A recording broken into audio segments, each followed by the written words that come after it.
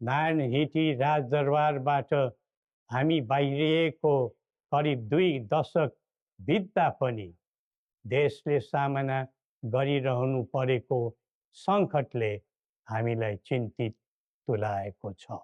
हिजो देश नबनेकोमा चिन्ता थियो, आज देश नै नबच्ने हो कि भन्ने निराशा पैदा भएको छ।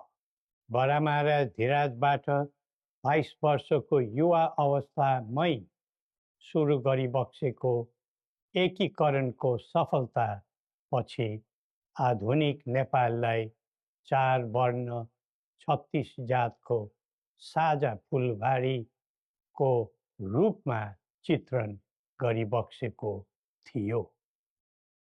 यो मुलुक राजाको मात्र होइन, जनता र राजाको समान स्वामित्वको देश हो भन्ने सन्देश पनि दिइबक्सेको थियो।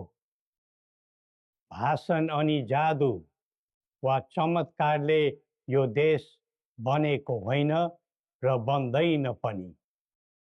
सबै जात, धर्म र क्षेत्रका नेपालीको साझा प्रतिनिधिका रूपमा काम गरेको राज संस्था जनताले सुम्पेको जिम्मेवारीबाट विमुख हुनै सक्दैन।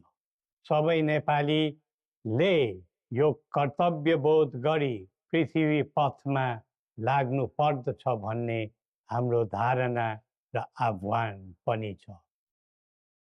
नेपाली विश्वमा जहाँ रहे पनि नेपाली मूलको भन्ने नै हुन्छ। त्यसैले राष्ट्रको प्रतिष्ठासँग नेपालीको प्रतिष्ठा पनि सँगै जोडिएको हुन्छ।